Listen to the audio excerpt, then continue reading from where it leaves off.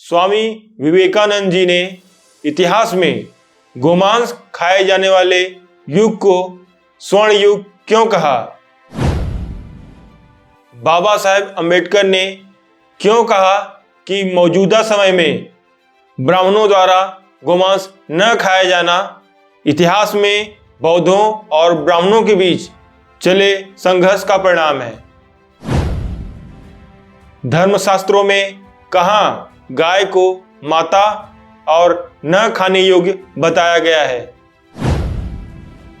देश की मौजूदा राजनीति और समाज में गाय, गोमांस, गोहत्या और गोरक्षा का क्या महत्व है? पिछड़े वर्गों को गोहत्या और गोरक्षा के प्रति कैसा रुख अख्तियार करना चाहिए? ऐसे ही कई सवालों के जवाब हम इस वीडियो में जानेंगे। अतः आपसे विनती है कि वीडियो को लाइक करते हुए और चैनल को सब्सक्राइब कर बेल आइकन को ऑल पे क्लिक करते हुए वीडियो में आगे बढ़ें। नमस्कार, सलाम, सत श्री अकाल, जय भीम, जोहार। बहुजन बहुमत में आपका स्वागत करता मैं धीरेन्द्र कुमार।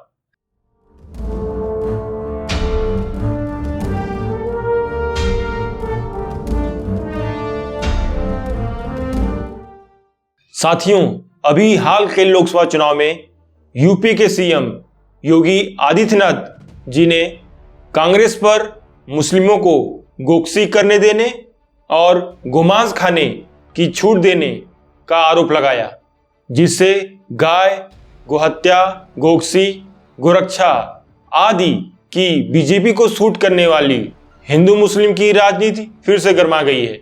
जबकि खुद योगी आदित्यनाथ जी के राज्य यूपी में गायों भैंसों को काटने वाले वैध बूचड़खाने सरकारी लाइसेंस पे चलते हैं। अभी हाल की रिपोर्ट में नरेंद्र मोदी जी के बीजेपी सरकार में ही भारत दुनिया का दूसरा सबसे बड़ा बीफ गोमांस निर्यातक देश बन गया है। अर्थात दुनिया में दूसरी सबसे ज़्यादा जनसंख्या में गाय और भैंस भारत में कटते हैं। तो बिना सरकारी सहमत के तो इतने तादाद में गाय और भैंसे कटे नहीं होंगे। तो इसका सबूत हमें अब तक भारत के इतिहास में वे सबसे बड़े घोटाले इलेक्टोरल बॉन्ड के डेटा से पता चलता है। गोहत्या करने वाली बीफ कंपनियों से पर्सनली नेताओं को छोड़कर गोरक्षा का दम भरने वाली बीजेपी और शिवसेना ने क्रमशः 2 करोड़ और 5 करोड़ का चंदा गोहत्या करने देने के लिए लिया है। अर्थात सिर्फ बीजेपी को 2 करोड़ का चंदा देने के लिए कम से कम 20,000 गाय भैंसे तो कटे ही होंगे।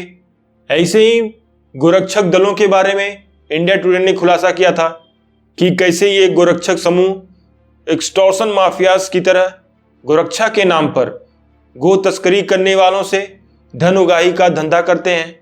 जो गो तस्कर उन्हें मोटा पैसा देते हैं, उनको ये गोरक्षक प्रोटेक्शन रैकेट की तरह पुलिस के साथ साठगांठ कर फुल प्रोटेक्शन देकर जाने देते हैं, और जो नहीं देते उन्हें ये मारते पीटते और अपनी राजनीति के लिए इस्तेमाल करते हैं। गोरक्षक समूहों द्वारा जो लोग अब तक मारे गए हैं, उनमें लगभग 86% हमारे बहुजन मूल निवासी मुसलमान, तो 14% हिंदू हैं, जिनमें भी ज़्यादातर दलित, आदिवासी और अन्य पिछड़े वर्ग के लोग हैं। चाहे वो अखलाक, नसीद, पहलू खान, जुनैद आदि मारे गए हमारे बेगुनाह मुस्लिम भाई हों, या ऊना में मारे पीटे गए हमारे दलित भाई हों, जिसमें गोमांस रखने, गोमांस के लिए गोहत्या करने, गोहत्या के लिए गायों को ट्रांसपोर्ट करने या घर में गोमांस रखने के नाम पर मॉब लिंचिंग करके मारे गए। तो सवाल यह उठता है कि क्या ब्राह्मण और हिंदू कभी गोमांस नहीं खाए हैं? इस पर महान हिंदू हृदय सम्राट कहे जाने वाले स्वामी विवेकानंद जी बताते हैं कि आपको यह जानकर हैरानी होगी कि प्राचीन धर्मशास्त्रों के मुताबिक वह अच्छा हिंदू नहीं जो गोमांस नहीं खाता। उसे कुछ निश्चित अवसरों पर बैल की बलि देकर गोमांस अवश्य खानी चाहिए। फिर एक और जगह स्वामी विवेकानंद जी कहते हैं कि प्राचीन काल में अगर कोई ब्राह्मण गोमांस नहीं खाता तो उसे ब्राह्मण माना ही नहीं जाता था। ब्राह्मण धर्मशास्त्रों में गोमेद नामक यज्ञ का वर्णन मिलता है जिसमें गाय और दूसरे गौवंश की बलि दी जाती थी। गोमेद यज्ञ का विवरण देते हुए संस्कृत के प्रसिद्ध विश्वकोश शब्द कल्पद्रुम में लिखा है कि प्राचीन धर्म साहित्य में गोमेद यह एक यज्ञ विशेष है। यहाँ गो सबसे स्त्री गो पशु अर्थात गाय अभिप्रेत है, न कि सांड, बैल व बछड़ा, क्योंकि मंत्रों में स्त्रीलिंग का निर्देश है। उस गाय का यह लक्षण होना चाहिए वह 7 व 9 खुर वाली न हो, उसके सिंग टूटे हुए न हो, वह न कानी हो न कनकटी, उसका समूचा प्रयोग बकरे की तरह होना चाहिए, अर्थात गाय के साथ वही सब व्यवहार किए जाएं जो बकरी के साथ किए जाते हैं। गोमेद का फल यजमान के लिए स्वर्ग और गाय के लिए गोलोक की प्राप्ति है। ऐसे ही मौजूदा समय में प्रसिद्ध Hindi to English dictionary Bhargava में भी गोमेद का अर्थ गाउ सेक्रीफाइस दिया हुआ है।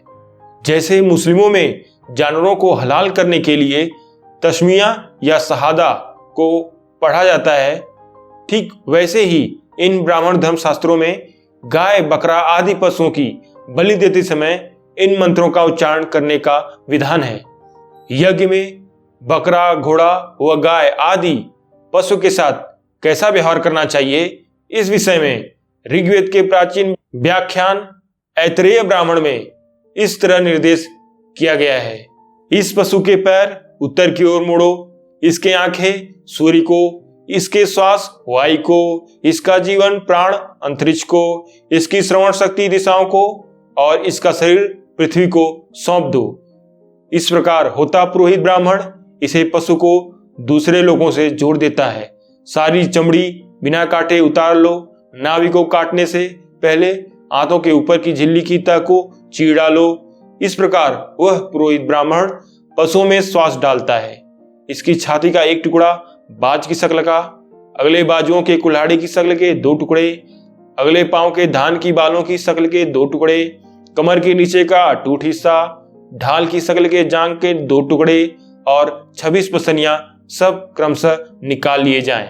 इसके प्रत्येक अंग को सुरक्षित रखा जाए। इस प्रकार वह उसके सारे अंगों को लाभ पहुंचाता है। इसका गोबर छिपाने के लिए जमीन में एक गड्ढा खोदें, प्रेत आत्माओं को रक्त दें। इसके अनंतर वही ब्राह्मण ग्रंथ बलि चढ़ाए गए पशु, गाय, बकरा आदि के अंगों के बंटवारे का विधान करते हुए लिखता है कि अब बलि चढ़ाए गए पशु के भिन्न भिन्न अंगों के विभिन्न पुरोहितों में बांटे जाने का प्रश्न उपस्थित होता है। हम इसका वर्णन करेंगे। जबड़े की दोनों हड्डियां और जिह्वा प्रस्तुता नामक पुरोहित ब्राह्मण को दी जानी चाहिए। बाज की शक्ल जैसी छाती उद्गाता नामक ब्राह्मण को दी जानी चाहिए। गला और तालु प्रतिहर्ता ब्राह्मण को, कमर के नीचे का दाहिनी ओर का हिस्सा होत्री ब्राह्मण को, बायां हिस्सा ब्रह्मा को, दाई जांग मैत्रावरुण को, बाई ब्राह्मणान छंसी को, दाहिने कंधे के साथ का हिस्सा अर्धवायु को, बाएं कंधे के साथ का हिस्सा मंत्रोच्चारण में साथ देने वाले उपगाताओं को, बायां कंधा प्रति प्रस्थाता को, दाएं बाजू का निचला हिस्सा नेष्टा को, बाएं बाजू का निचला हिस्सा पोता पोत्री को दिया जाए। इसी तरह दाहिनी जांग के ऊपर का हिस्सा आच्छावाक को, बाईं जांग के ऊपर का हिस्सा अग्निधर को, दाएं बाजू के ऊपर का हिस्सा आत्रेय को, बाएं बाजू के ऊपर का हिस्सा सदस्य को, पीछे के हड्डी और अंडकोश यज्ञकर्ता गृहस्थ को, दायां पांव भोज देने वाले गृहपथ को, बायां पांव भोज देने वाले गृहपथ की भार्या को, ऊपर का ओंठ गृहपथ और उसकी भार्या को आधा आधा देना चाहिए। पशु की पूंछ हुए भार्याओं को देते हैं, परंतु ये उन्हें न देकर किसी ब्राह्मण को देनी चाहिए। गर्दन पर के माड़िक व 3 कीकस ग्रावस्तुत को, तीनों कीकस और पीठ के मांसल हिस्से का आधा भाग वैकर्त उन्नीता को, गर्दन पर के मांसल हिस्से क्लोम का आधा और बाएं कान का कुछ भाग वध करने वाले को दिया जाए। यदि वध करने वाला स्वयं ब्राह्मण न हो तो वह किसी ब्राह्मण को दे दे। सिर सुब्रमण्यम को सोम यज्ञ में यज्ञ बलि बने, पशु का हिस्सा जो यज्ञ भोज का है वह सब पुरोहितों का है, केवल होत्री के लिए ऐच्छिक है। बलि के पशु के इन सब टुकड़ों की संख्या 36 है। इतने श्लोकों से ही यज्ञ होता है। प्रत्येक टुकड़ा उसके एक चरण का प्रतीक है। इस प्रकार पशु के 36 हिस्से करके वे इस लोक तथा स्वर्ग में जीवन लाभ करते हैं और इस तथा उस अर्थात दोनों लोकों में प्रतिष्ठित होकर चलते हैं। जो लोग ऊपर कहे ढंग से पशु के मांस का बंटवारा करते हैं उनके लिए यह स्वर्ग का सोपान बन जाता है, लेकिन जो इससे भिन्न प्रकार से बांटते हैं वे पेटू, कुमार्गी और पापी हैं। इस प्रकार इसे ब्राह्मणवादी हलाल कह सकते हैं। बलि के पशु का यह विभाग श्रुत के पुत्र देवभाग का आविष्कार है। जब वह इस जीवन से जा रहा था तो उसने इस रहस्य को किसी को न बताया, किंतु किसी अलौकिक देवदूत ने बभ्रू के पुत्र गिरिजा को यह सब बता दिया। तब से मनुष्य इसका अध्ययन और पालन करते हैं। इस प्रकार से गोहत्या को धार्मिक मान्यता प्रदान की जाती है। लगभग यही बात गोपथ ब्राह्मण में भी कही गई है। ऋग्वेद में इंद्र इसी गोहत्या की ओर संकेत करते हुए कहते हैं कि मेरे लिए इंद्राणी द्वारा प्रेरित यज्ञकर्ता लोग 15-20 बैल मारकर पकाते हैं, जिन्हें खाकर मैं मोटा होता हूं। वे मेरी कुच्छियों को सोमरस से भी भरते हैं। इसी प्रकार ऋग्वेद के 10वें मंडल के 89वें सूक्त के 14वें मंत्र से स्पष्ट होता है कि गोहत्या ऐसी मामूली बात थी कि बातचीत में भी उपमा के तौर पर इसका प्रयोग होता था। देखिए, हे इंद्र, जैसे गोहत्या के स्थान पर गवें काटी जाती हैं, वैसे ही तुम्हारे इस अस्त्र से मित्रद्वेषी राक्षस लोग कटकर पृथ्वी पर सदा के लिए सो जाएं। भारतीय विद्या भवन मुंबई के तत्वाधान में छपी द वैदिक एज नामक पुस्तक के पृष्ठ 387 पर डॉक्टर वी.एम. आप्टे ने लिखा है कि ऋग्वेद के एक सूक्त 10/85 से जिसे विवाह सूक्त कहा जा सकता है, विवाह संस्कार के प्राचीनतम रूप का पता चलता है। दूल्हा और बारात दुल्हन के घर जाते थे। यहाँ दुल्हन बारात के साथ मिलकर खाना खाती थी। मेहमानों को इस अवसर पर मारी गई गौं का मांस परोसा जाता था। वैदिक इंडेक्स की जिल्द 2 पृष्ठ 145 में कहा गया है, विवाह संस्कार के समय भोजन के लिए गवें मारी जाती थीं। यही बात कट्टर ब्राह्मणवादी यूनिवर्सिटी बनारस हिंदू विश्वविद्यालय द्वारा प्रकाशित वैदिक कोश में कही गई है और ऋग्वेद के 10वें मंडल के 50वें सूक्त के 13वें मंत्र का हवाला दिया गया है। शवदाह अर्थात डेड बॉडी, लाश को जलाने के लिए भी गोहत्या या गोवध किया जाता था। ऋग्वेद में आता है, मृत तुम गोधर्म के साथ अग्निशिखा स्वरूप कवच को धारण करो, तुम मेद और मांस से आच्छादित हो। बनारस हिंदू विश्वविद्यालय द्वारा प्रकाशित वैदिक कोश के पृष्ठ 375 पर लिखा है, अंत्य संस्कार के प्रसंग में गोवध गोहत्या आवश्यक जान पड़ता है। यहाँ उसके मांस से शव को ढकने का उल्लेख आता है, अर्थात डेड बॉडी को गोमांस से ढका जाता था। श्री मुकुंदीलाल ने अपनी पुस्तक cows laughter Hans of a dilemma के पृष्ठ 18 पर लिखते हैं कि प्राचीन भारत में समारोहों में गौओं को मारना शुभ माना जाता था। दूल्हा और दुल्हन वेदी के सामने लाल बैल की कच्ची खाल पर बैठते थे। वह खाल उस अवसर पर मारे गए बैल की ही होती होगी जिसे उस अवसर पर खाने के लिए मारा जाता था।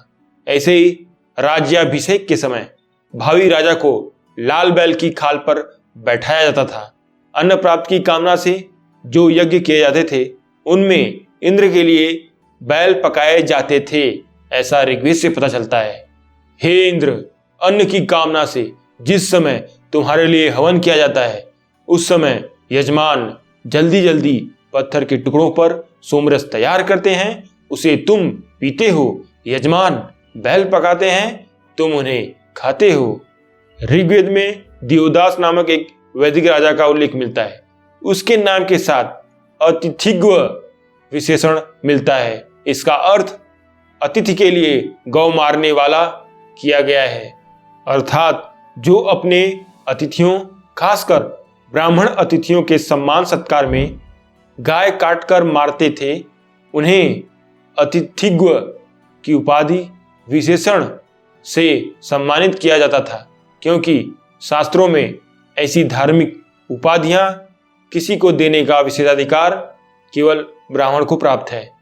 यजुर्वेद में गाय की चर्बी से पितरों को तृप्त करने और परिणाम स्वरूप कामनाएं पूरी होने की बात कही गई है। ऋग्वेद के 9वें मंडल के 4थे सूक्त के प्रथम मंत्र के भाष्य की उत्थानिका भूमिका में चारों वेदों के भाष्यकार सायण ने लिखा है कि ब्राह्मण वृषभ बैल को मारकर उसके मांस से भिन्न भिन्न देवताओं के लिए आहुति देता है।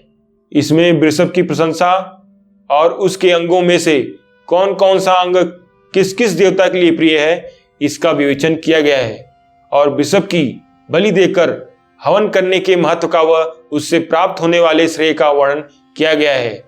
शतपथ ब्राह्मण में लिखा है कि अतिथि के लिए महोच बड़ा बैल मारना चाहिए। तैत्तिरीय ब्राह्मण से पता चलता है कि अगस्त नामक एक यज्ञकर्ता ने 100 बैलों की बलि दी थी। यही बात पंचविश ब्राह्मण में भी कही गई है। ऐसा भी होता था कि जिसका पद, उपाधि या अधीन क्षेत्र जितना ही बड़ा होता था, वह उतना ही बड़ा यज्ञ करता था, अर्थात वह उतना ही ज्यादा पशुओं की बलि देता था। जैसा कि बाबा साहब अम्बेडकर ने अपनी किताब रिडल्स ऑफ हिंदुइज्म में सबूतों के साथ बताया है। शतपथ ब्राह्मण में पुरोहितों के इस परस्पर विवाद पर कि मांस बैल का खाना चाहिए या गाय का समाधान करते हुए याज्ञवल्क्य कहते हैं कि दोनों में से जो नरम हो उसे मैं खा लेता हूं। अब आप ही कमेंट कर बताएं कि गाय और बैल में किसका मांस नरम होता है जिसे खाया जा सकता है। गृह सूत्रों में सुलगौ नामक यज्ञ का विधान है। काठक गृह सूत्र के व्याख्याता देवपाल के अनुसार इस संज्ञा का कारण इसमें प्रयुज्य सामग्री सूल पर पकाए गए गौ के अंग होते हैं। आश्वलायन गृह सूत्र के व्याख्याकार नारायण के मत में इस कर्म के रुद्र से संबंध होने के कारण इसे सुलगौ कहते हैं। इसमें साण का संज्ञापन अर्थात नाक, मुंह आदि बंद करके पशु को मारना, जिसे संज्ञापन कहते हैं, करके रुद्र के लिए यजन किया जाता है। पशु की पूंछ, खाल, सिर तथा पाद अग्नि में होम किए जाते हैं। पशु के रक्त को सर्पों के लिए अर्पित किया जाता है। बाद में एक बछड़ा भावी सुलगौ के लिए छोड़ दिया जाता है। क्या यह आपको बीफ सीख कबाब की तरह नहीं लग रहा है? बौधायन गृह सूत्र के अनुसार अरण्य में स्थापित अग्नि में गौ की वपा अर्थात चर्बी और मांस खंडों को सूलों पर भूनकर एक छोटे पात्र में पकाया जाता है तथा अग्नि के भिन्न भिन्न भागों में भिन्न भिन्न देवी देवताओं के निमित्त आहुतियां दी जाती हैं। बौधायन गृह सूत्र में सुलगौ के समय गोबलि अर्थात गोहत्या का विधान किया गया है। यह गौ दोनों अश्विनी कुमारों के लिए दूध देती है। यह हमारा सौभाग्य बढ़ाए, यह मारने की योग्य नहीं है। यहाँ इमम यह सबसे गाय विशेष का बोध कराया गया है। बनारस हिंदू विश्वविद्यालय द्वारा प्रकाशित वैदिक कोश में कहा गया है कि अग्न्या कहे जाने के बावजूद गाय मारी जाती थी। धर्मशास्त्रों के पंडित डॉक्टर पांडुरंग वामन काणे ने लिखा है, ऐसा नहीं था कि वैदिक समय में गौ पवित्र नहीं थी, उसकी पवित्रता के कारण ही वाजसनेयी संहिता अर्थात यजुर्वेद में यह व्यवस्था दी गई है कि गोमांस खाना चाहिए। जो चीज पवित्र है उसे नहीं खाएंगे तो क्या जो चीज अपवित्र है उसे खाएंगे? इसका जवाब आप कमेंट बॉक्स में जरूर दीजिएगा। वैदिक युग में गो मांसाहार की विद्यमानता के कारण ही स्वामी विवेकानंद जी ने उसे स्वर्णयुग कहा था। स्वामी विवेकानंद जी के जीवनीकार स्वामी निखिलानंद ने लिखा है कि स्वामी विवेकानंद ने पुराणपंथी ब्राह्मणों को उत्साहपूर्वक बतलाया कि वैदिक युग में गोमांसाहार प्रचलित था।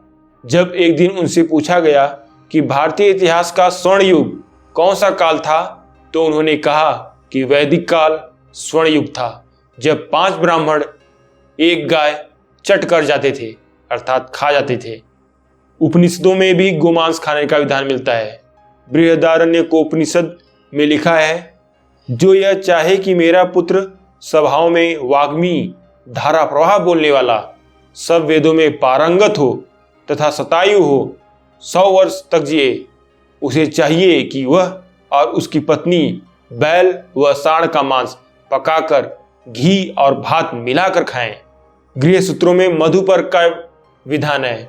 मधुपर्क के संदर्भ में गृह सूत्रों में गाय को मारने और उसे खाने का उल्लेख मिलता है।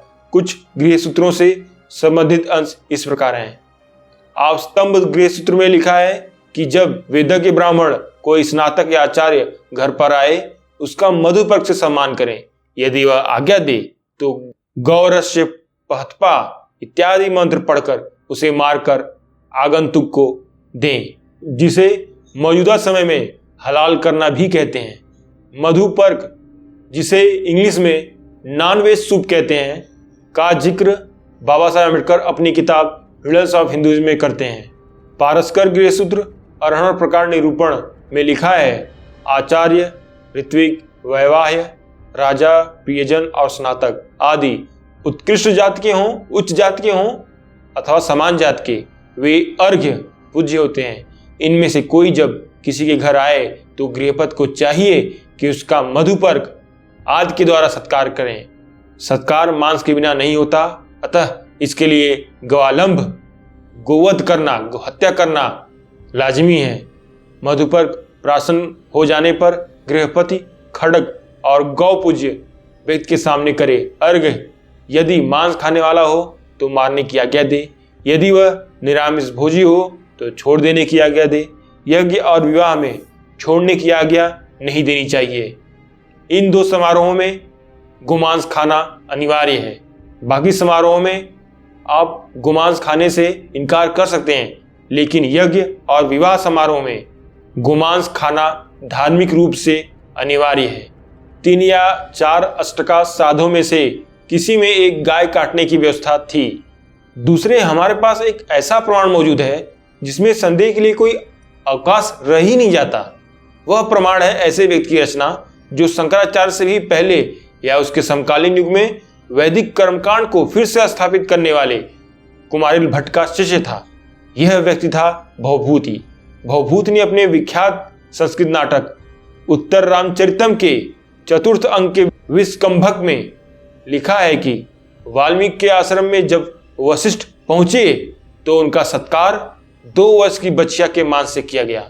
इस पर वाल्मीकि के एक शिष्य सौधातकी को बहुत रोष हुआ। वह अपने सहपाठी भांडायन से कहता है, यह वशिष्ठ तो कोई बाघ या भेड़िया है, क्योंकि यह आते ही उस बेचारी कल्याणिका बच्चिया को चट कर गया। इस पर उसका सहपाठी शास्त्र सम्मत उत्तर देते हुए कहता है, मधुपर्क मांसयुक्त होना चाहिए। इस वेद वचन का बहुत सम्मान करते हुए गृहस्थगण वेदज्ञ अतिथि के लिए बछिया व बड़ा बैल अथवा बड़ा बकरा भेंट करते हैं। इस वेद वचन को धर्मसूत्रों के रचने वाले भी अच्छी तरह मानते हैं, अर्थात इनसे इनकार नहीं किया जाता। इस स्थल की व्याख्या करते हुए चंद्रकला नामक संस्कृत व्याख्या में याज्ञवल्क्य की स्मृति का एक श्लोकार्ध उद्धृत किया गया है। महोक्षम व महाजम व श्रोत्री या योपकल्प एत, अर्थात बड़ा बैल या बड़ा बकरा वेद के विद्वान के लिए निमित्त है, उसके लिए खाने को जुटाए। अर्थात अगर वेद का विद्वान अतिथि के रूप में पधारे तो बड़ा बैल या बड़ा बकरा मारकर उसका मांस पकाकर उस विद्वान को खिलाएं। कौशल्या पुत्र राम के राजपुरोहित और राजगुरु वशिष्ठ ने खुद अपनी स्मृति में लिखा है कि अपने यहाँ यदि ब्राह्मण अथवा राजा अतिथि बने तो उसके लिए एक बड़ा बैल या बड़ा बकरा पकाना चाहिए। इस तरह अतिथि का सत्कार किया करते हैं। अर्थात अगर बड़ा बैल उपलब्ध हो तो बड़ा बैल पकाकर, अन्यथा बड़ा बकरा पकाकर घर आए ब्राह्मण अतिथि या राजा का सत्कार करें। इसीलिए कई संस्कृत साहित्यों में प्राचीन काल से अतिथि का एक पर्यायवाची गोघ्न होता है। गोघ्न का सीधा अर्थ गाय को मारने वाला होता है, परंतु इसका पारिभाषिक अर्थ है वह जिसके लिए गौ मारी जाए। यह शब्द इस तथ्य का परिचायक है कि अतिथि के लिए गौ मारी जाती थी। अतिथि के साथ गोवध का बहुत समय तक सीधा संबंध रहने के कारण दोनों में तादात्म्य स्थापित हो गया और अतिथि के लिए गौ मारने मरवाने वाला गोघ्न शब्द प्रचलित हो गया। आपस्तंभ धर्मसूत्र में कहा गया है कि श्राद्ध में यदि गौ का मांस परोसा जाए तो पितरों की 1 साल के लिए तृप्ति हो जाती है। विभिन्न मांसों से होने वाली तृप्ति की विभिन्न अवधियां बताते हुए आपस्तंभ ने लिखा है, श्राद्ध में गोमांस खिलाने से पितर 1 वर्ष के लिए संतुष्ट हो जाते हैं। भैंस का मांस खिलाने से वे उससे भी ज्यादा समय के लिए संतुष्ट होते हैं। यही नियम खरगोश आदि जंगली पशुओं और बकरी आदि ग्रामीण पशुओं के मांस के विषय में है। यदि गैंडे के चर्म पर ब्राह्मणों को बैठाकर गैंडे का ही मांस खिलाया जाए तो पितर अनंत काल के लिए संतुष्ट हो जाते हैं।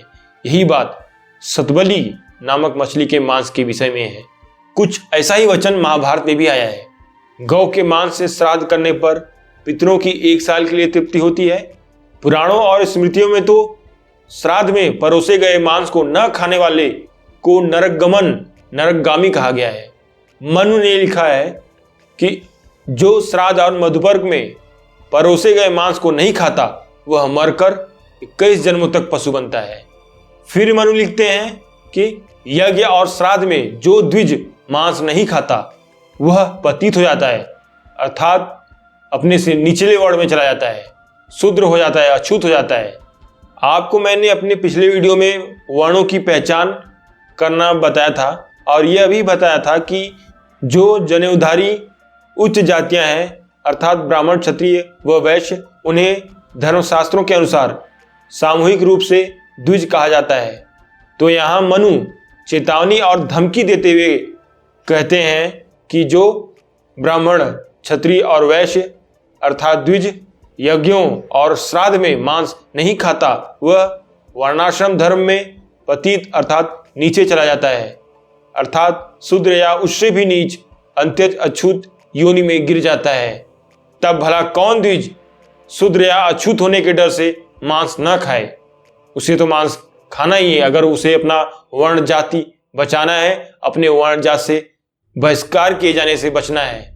ऐसी ही बात कूर्म पुराण में कही गई है। विष्णु धर्मोत्तर पुराण में कहा गया है कि जो व्यक्ति श्राद्ध में भोजन करने वालों की पंक्ति में परोसे गए मांस का भक्षण नहीं करता वह नरक में जाता है। इस प्रकार यह ब्राह्मण साहित्य भी मांस न खाने पर नरक जाने की धमकी देता है। महाभारत में तो गौओं के गोवंश के मांस के हवन से राज्य को नष्ट करने का जिक्र है। याद करिए दालव्य की कथा, जिसमें आता है कि इन मृत गौओं को यदि ले जाना चाहते हो तो ले जाओ। दालव्य ने उन मृत गौओं का मांस काट काट कर सरस्वती के किनारे अवाकीर्ण नामक तीर्थ स्थल पर अग्नि जलाकर हवन किया। विधि पूर्वक यज्ञ के संपन्न होने पर राजा धृतराष्ट्र का राज्य क्षीण हो गया। महाभारत के शांति पर्व में ही राजा वृक्षरक्षु कटे हुए वृक्षों की तरह यज्ञ में कटे हुए बैलों को देखकर और गौओं का विलाप सुनकर विचलित हो जाते हैं और उनके प्रति दया दिखाते हुए कहते हैं गौओं का कल्याण हो। ऐसे ही महाभारत में राजा रंतिदेव का वर्णन मिलता है जो गोमांस परोसने के कारण यशस्वी बने। महाभारत के वन पर्व में आता है कि राजा रंतिदेव की रसोई में 2000 पशु काटे जाते थे। प्रतिदिन 2000 गौएं काटी जाती थीं। मांस सहित अन्न का दान करने के कारण राजा रंतिदेव की अतुलनीय कीर्ति हुई, अर्थात राजा रंतिदेव अन्न के साथ गोमांस का दान करने के कारण यशस्वी हुए। इस वर्णन को पढ़कर कोई भी व्यक्ति समझ सकता है कि गोमांस का दान करने से यदि राजा रंतिदेव की कीर्ति फैली तो इसका स्वाभाविक अर्थ है कि उस समय गोवध गोहत्या धार्मिक रूप से सराहनीय कार्य था, न कि आज की तरह निंदनीय। दूसरे रंतिदेव का उल्लेख महाभारत में अन्यत्र भी आता है। शांति पर्व अध्याय 29 श्लोक 123 में आता है कि राजा रंतिदेव ने गऊओं की जो खाली उतारी उनसे रक्त चू चू कर एक महानदी बह निकली। वह नदी चर्मवती अर्थात आज की चंबल कहलाई। इस कपोल कल्पित अर्थ को शायद कोई स्वीकार कर ही लेता यदि कालिदास का प्रसिद्ध खंडकाव्य मेघदूत हमारे पास न होता। मेघदूत में कालिदास ने एक जगह लिखा है कि हे मेघ, तुम गौओं के आलंबन, कत्ल से, हत्या से धरती पर नदी के रूप में बह निकली राजा रंतिदेव की कीर्ति पर अवश्य झुकना। इस प्रकार महाकवि कालिदास ने गौहत्या करने के कारण राजा रंतिदेव का महिमा मंडन और गुणगान किया है। लगभग 14वीं सदी के मेघदूत के प्राचीन टीकाकार मल्लिनाथ ने लिखा है कि प्राचीन काल में राजा रंतिदेव ने गौओं का आलंबन, कत्ल, हत्या किया। उसके परिणाम स्वरूप इकट्ठी हुई खालों से रक्त का प्रवाह नदी की तरह बहने लगा। वह रक्त की नदी चर्म खालों से बही थी, अतः चर्मवती कहलाई। महाभारत में भी अन्यत्र रंतिदेव के प्रसंग में आलंबन शब्द का प्रयोग मिलता है। वहां लिखा है कि एक दिन राजा रंतिदेव के बहुत से मेहमान आ गए, अतः उसने 20,100 गवें कत्ल की। देखिए, वैसे तो राजा रंतिदेव की रसोई में 2000 से ज्यादा गोवंश रोज काटे ही जाते थे, लेकिन जब किसी अवसर पर मेहमान बुलाए जाते थे तो यह संख्या 20,100 गोवंश की हत्या तक पहुंच जाती थी। ऐसा हमें महाभारत में एक महान यशस्वी धार्मिक राजा रंतिदेव का यशोगान, गुणगान करते हुए बताया गया है। ऐसा ही कई प्रमाण हमें बाद में लिखे गए स्मृतियों में भी मिलते हैं। इनमें से कई ऐसे संस्कारों और रिवाजों की गणना की गई है जिसका उल्लेख हमने इस वीडियो में किया था कि जिन्हें कलयुग में निषिद्ध ठहराया गया है। आपस्तंभ कल्पसूत्र पुराण में कहा गया है, अश्व का आलंब, गौ का आलंब, संन्यास, श्राद्ध में मांस परोसना, देवर से नियोग द्वारा पुत्र उत्पन्न करवाना, इन पांचों को कलयुग में न करें। यह श्लोक ब्रह्मवैवर्त पुराण में भी मिलता है, अर्थात इनका न होना ही कलयुग है, भले ही इससे पहले के युगों में यह धर्म रहा हो।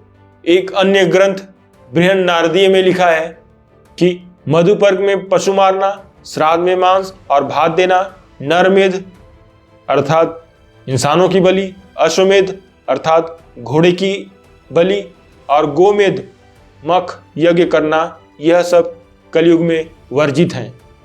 यहाँ गोमेध मख को कलिवर्ज लिखा है। मेध का अर्थ हिंसा या वध। यह मेध धातु से बना है जो हिंसावाचक है। गोमेध का अर्थ हुआ गाय का वध। गोमेध मख का अर्थ हुआ ऐसा यज्ञ जिसमें गाय का वध होता हो। स्पष्ट है, गवालंब का अर्थ है गौओं को मारना। इस गोवध के कारण ही गवालंब गोमेध यज्ञ को कलयुग के लिए निषिद्ध घोषित किया गया है। ब्राह्मण धर्मशास्त्रों में मान्य धार्मिक हत्या या हिंसा को हत्या या हिंसा न कहकर वध कहा गया है, क्योंकि यह धर्मशास्त्र सम्मत हत्या या हिंसा है।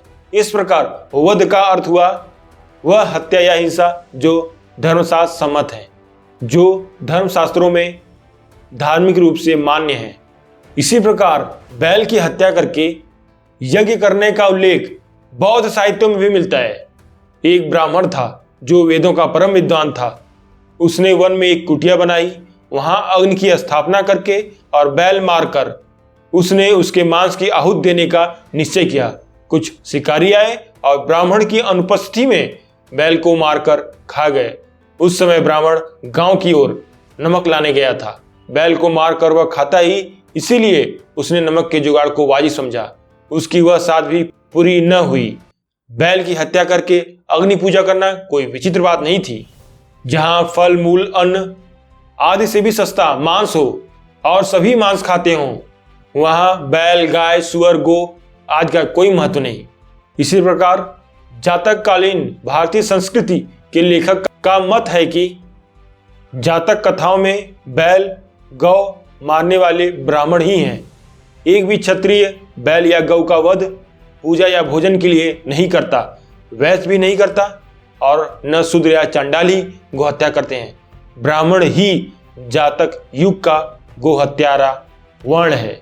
ऊपर के प्रमाणों से जो वेदों, उपनिषदों, ब्राह्मण ग्रंथों, गृह सूत्रों और धर्म सूत्रों से लिए गए हैं, से यह निसंदेह स्पष्ट हो जाता है कि प्राचीन काल में गोहत्या और गो मांसाहार का प्रचलन आम था। और इस प्रकार उस समय प्राचीन काल में गोमांस खाने का सबसे बड़ा कारण इसका सबसे सस्ता खाद्य पदार्थ होना था। आज भी गोमांस बीफ सबसे सस्ते मीट मांस में से एक है, जिसके कारण पूरी दुनिया में गोमांस सबसे ज्यादा खाया जाने वाला मांस है। दुनिया में गोमांस के सस्ते होने का एक कारण भारत के कई राज्यों में गोहत्या पर प्रतिबंध के कारण सस्ते में भारी संख्या में उपलब्ध गोवंश भी हैं। बाबा साहेब डॉक्टर भीमराव अंबेडकर ने अपने ग्रंथ द अनटचेबल्स में इस प्रश्न पर विस्तार पूर्वक विचार किया।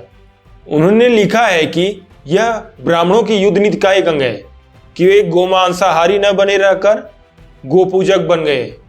गो पूजा के रहस्य का मूल बौद्धों और ब्राह्मणों के मध्य 400 वर्षों तक चले संघर्ष में तथा उन उपायों में खोजना होगा जो ब्राह्मणों ने बौद्धों से बाजी मार ले जाने के लिए किए। यज्ञों में गोवध का विरोध कर बौद्धों ने जनता के हृदय में आदरपूर्ण स्थान प्राप्त कर लिया था। उन्हें हराने का एक ही तरीका था कि वे उनसे एक कदम आगे बढ़कर शाकाहारी बन जाते। वे शाकाहारी बने और जीते। इसका प्रमाण यह है कि गोहत्या गुप्त राजाओं के राज्यकाल में अपराध घोषित कर दी गई। D.R. भंडारकर का कहना है, इस बात का हमारे पास शिलालेखों का अकाट्य प्रमाण है कि गोहत्या 5वीं शताब्दी में भयानक पाप बनी। सबसे पहला ऐसा उल्लेख गुप्त राजा स्कंदगुप्त के 465 ईस्वी के ताम्रपत्र लेख में है। इस काल से पहले के धर्मशास्त्रों में गाय की हत्या अपराध नहीं थी। इसीलिए वशिष्ठ का कथन है, वाजसनेय यजुर्वेदियों के मत में गाय और बैल मेध्य अर्थात भक्ष्य अर्थात खाने योग्य हैं। अर्थात कौशल्या पुत्र राम के राजगुरु वशिष्ठ के अनुसार गाय और बैल को काट कर खाया जा सकता है। इसी प्रकार मनुस्मृति में एक और दांत वालों में से केवल ऊंट को अभक्ष्य न खाने योग्य कहा गया है। इसमें गाय को न खाने योग्य अभक्ष्य नहीं कहा गया है, अर्थात गाय को खाया जा सकता है, ऊंट को नहीं। बल्कि मनुस्मृति में कई प्राचीन व्याख्याकारों ने स्पष्टतः गौ को भक्ष्य खाने योग्य कहा है। मेधातिथि प्राचीनतम उपलब्ध भाष्यकार है। उसने लिखा है, ऊंट को छोड़कर एक और दांत वालों में गाय, भेड़, बकरी और मृग भक्ष्य अर्थात खाने योग्य हैं।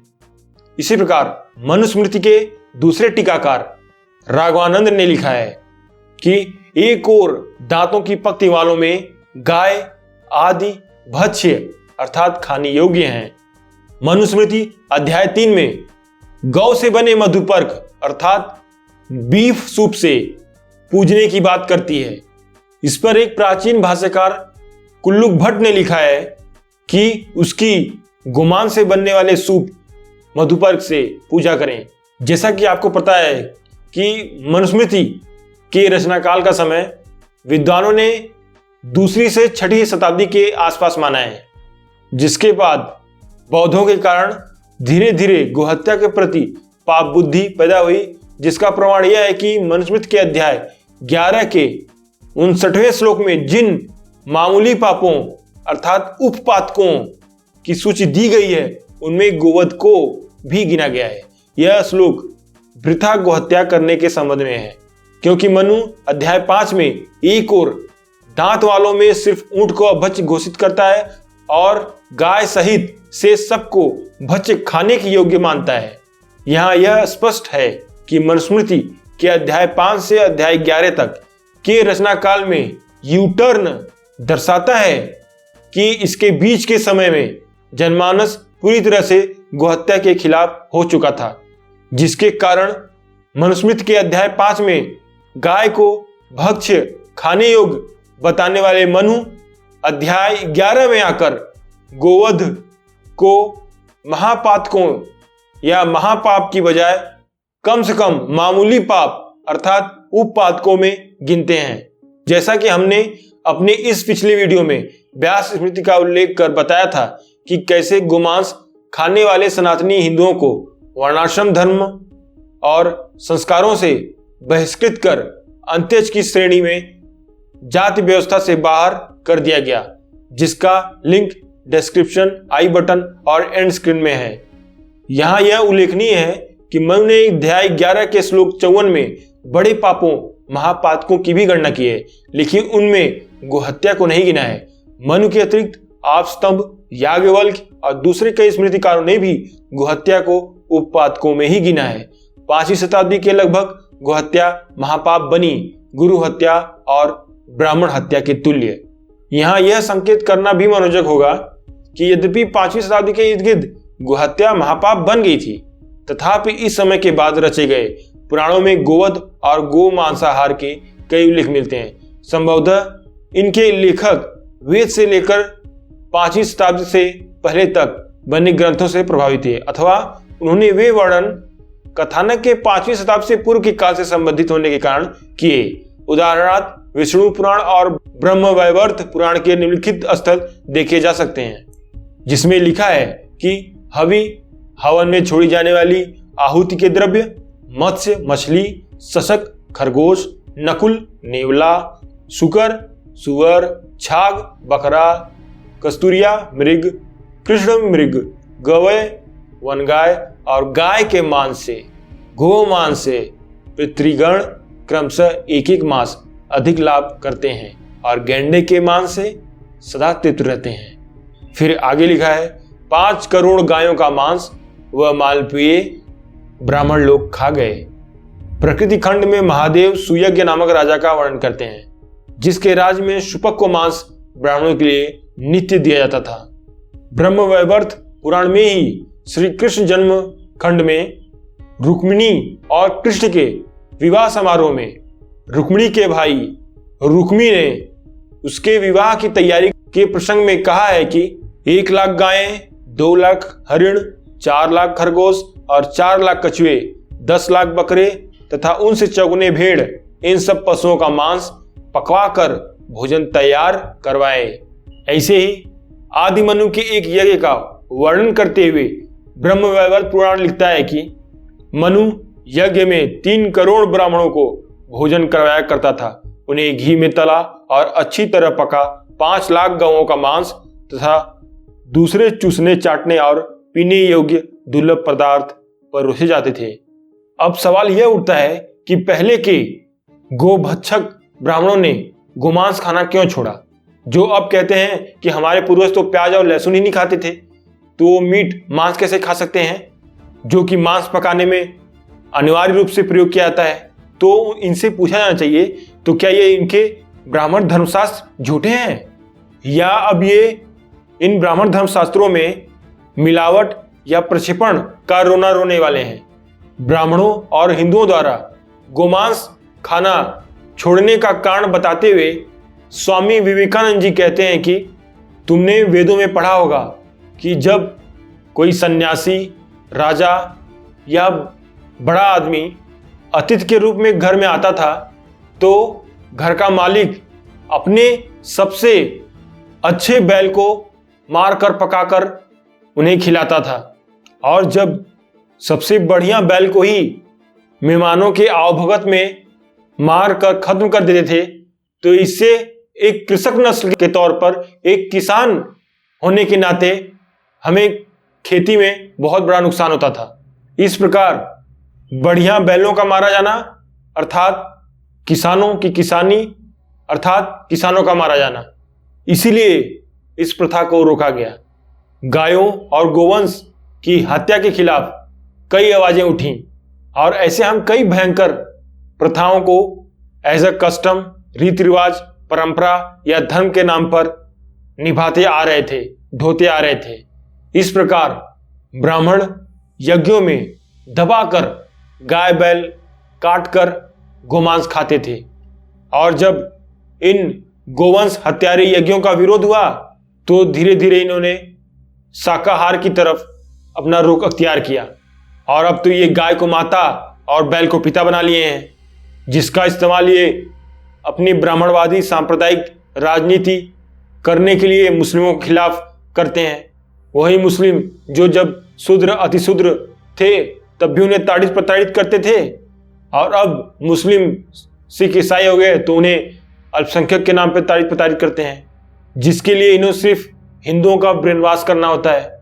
जैसा कि आजकल व्हाट्सएप यूनिवर्सिटी पर चलते रहते हैं, जो समय समय पर क्षत्रियों, वैश्यों, शूद्रों, अछूतों, आदिवासियों और यदुवंशियों को प्राचीन काल में तथा आधुनिक काल में मुस्लिमों, सिखों, ईसाइयों, बौद्धों, जैनों को सनातनी हिंदुओं का ब्रेनवाश करके अपनी श्रेष्ठता, सत्ता और षड्यंत्र स्थापित करने के लिए शिकार बनाते रहते हैं। इसलिए हमें यह सवाल करना चाहिए कि जो सदियों तक जिनके धर्मशास्त्र सबूत हैं गो हत्या कर कर गोमांस खाते रहे, अब वो अपनी किस राजनीति के तहत, किस लिए, किस मुंह से गोहत्या रोकथाम और गोरक्षा की बात करते हैं। जैसा कि हमने पीछे बताया कि स्वामी विवेकानंद जी से लेकर बाबा साहेब अम्बेडकर तक यह स्पष्ट कर चुके हैं कि ब्राह्मण और हिंदू गोमांस खाने के शौकीन रहे हैं। सोचिए, यही गोभक्षक आज गोरक्षक बनकर दलितों, आदिवासियों, पिछड़ों, मुस्लिमों, ईसाइयों, बौद्धों, जैनों, सिखों को धर्म और जात के नाम पर मारते पीटते रहते हैं। बस गोहत्या या गोमांस रखने कोई भी आरोप लगा देंगे और मॉब लिंचिंग करने लगेंगे। लोगों की निरक्षरता और अज्ञानता का फायदा उठाकर अपनी राजनीति चमका रहे हैं। और ये तो एक सहज बुद्धि है कि औद्योगिक क्रांति और हरित क्रांति से पहले जब कृषि में उतना उपज नहीं होता था तो लोग कैसे अपना पेट भरते थे।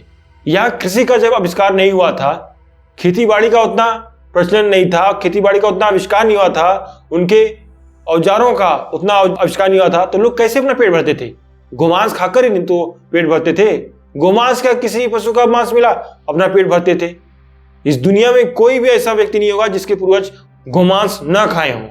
और हिंदुत्व के सबसे बड़े पैरोकार माने जाने वाले विनायक दामोदर सावरकर खुद हिंदुओं के लिए गोमांस खाने के पक्षधर रहे हैं। सोचिए, ऐसे लोगों ने गोवंश का कितना आर्थिक नुकसान किया है कि आज गाय से ज्यादा महंगी भेड़ बकरियां हो गई हैं। लोग गाय से ज्यादा भेड़ बकरियां पालना अधिक पसंद करते हैं। गाय की जगह भैंस पाल लेते हैं, जिसका दूध भी बेचा जाता है और जिसका मांस भी बिकता है, जिसकी वजह से अच्छी आमदनी गरीबों को होती है। भेड़ बकरी और भैंस को पालने से ज्यादा लागत गाय को पालने में आती है और मुनाफा उनसे कम होता है। इसीलिए लोग गायों को काम निकल जाने के बाद आवारा सिवानों में, सड़कों पर छोड़ देते हैं। क्या करें, बेच सकते नहीं, कोई खरीदने आएगा नहीं। जो खरीदने आएगा उसे न जाने कब कहां पहलू खान, नासिर, जुनैद की तरह गो हत्या का आरोप लगाकर, गो तस्करी का आरोप लगाकर मॉब लिंचिंग करके मार दिया जाए। गाय से दूध तो मिल जाएगा, लेकिन दूध से उतना मुनाफा नहीं होता अगर उसके साथ उनके मांस का भी आर्थिक महत्व होता। उधर गोरक्षक का चोला पहनकर गो हत्या के नाम पर, गो तस्करी के नाम पर, गोकशी के नाम पर राजनीति भी करेंगे, उधर 250 करोड़ का इलेक्टोरल बॉन्ड भी चंदा के रूप में हासिल करेंगे। बस इन्हें पैसा चाहिए, पैसा दो तो गोहत्या कर सकते हो, और पैसा नहीं दिए तो गोहत्या के नाम पे, धर्म के नाम पे तुम्हें मरवा देंगे। मैं भी बीफ नहीं खाता तो इसका मतलब ये नहीं है मेरी नापसंद का खाद्य या पेय पदार्थ खाने वाले से मैं नफरत करने लगूं। अब भारत में उत्तर भारत और मध्य भारत को छोड़कर पूरा भारत ही बीफ खाता है। यहां तक कि बीजेपी के कई सदस्य, कई पदाधिकारी बीफ खाना कबूल करते हैं। और अभी तो लोकसभा चुनाव में केरल में बीजेपी ने जीतने पर अच्छी नस्ल की, अच्छी क्वालिटी की बीफ उपलब्ध कराने का वादा किया है।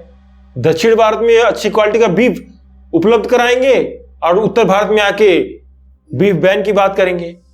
गाय हिंदुओं को ठगने और मुस्लिमों के खिलाफ सांप्रदायिक राजनीति करने का सबसे बड़ा हथियार है। बताइए, जब ये गोमांस खाते थे तब भी धर्म था, और अब गोमांस नहीं खाते हैं तब भी धर्म है। धन के नाम पर गोमांस खाए भी और धन के नाम पर गोमांस पर बैन की भी बात करते हैं। ये इनका कैसा धर्म है? हालांकि भारतीय संविधान के भाग 4 के directive principles of state policy के अनुच्छेद 48 में भी गोवंश के हत्या पर रोक का विचार रखा गया है। इसलिए खासकर हमारे ओबीसी, एससी, एसटी आदि बहुजन हिंदुओं से ये अपील है कि इन ब्राह्मणवादी, जातिवादी, सांप्रदायिक राजनीति में अपना भविष्य, अपने बच्चों का भविष्य, अपनी भावी पीढ़ियों का भविष्य न बर्बाद करें। शिक्षा और रोजगार में आगे बढ़ें।